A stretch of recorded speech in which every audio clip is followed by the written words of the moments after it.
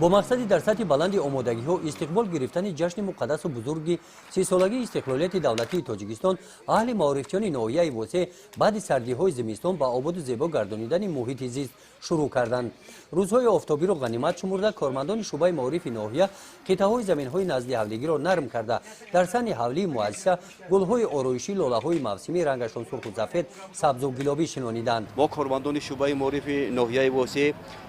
در نزد خود عزم گذاشتیم که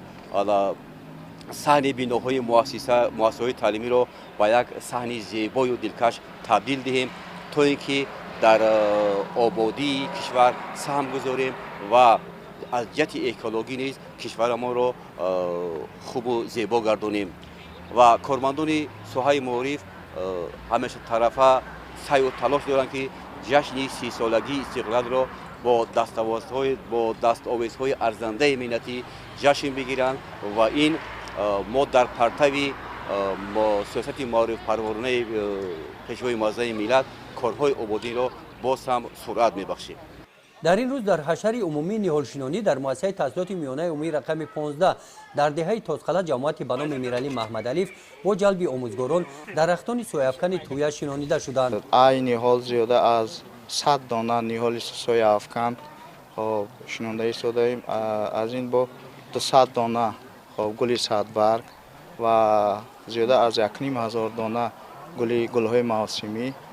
شنانده ایستادیم و کوشش میکنیم که در آینده این تعداد رو زیاد نموده بهر آبادی کشور عزیزمون سهم خودمون رو گذاریم. یادآور باید گردید که بنای نوی تعلیمی مؤسسه تحصیلات میانه عمومی رقم 15 در دهه تاسقله با مبلغ‌گذاری حکومت تاجیکستان ساخته شده. در مراسم رسما مورد استفاده قرار گرفتن آن پیشوای ملت پرزیدنت جمهوری تاجیکستان محترم امامعلی رحمان اشتراک نمودند. کلکتیو آموزگاران این مؤسسه تعلیمی مقصد دارند که در این موسم با شنانیدن گل‌های آرایشی محیط طبیعت مؤسسه تعلیمی را باز هم آباد و زیبا گردانند. گزارش خوجا نظریف خدای نظر ظهوروف از ناحیه بوسه برای برنامه اطلاعاتی نوید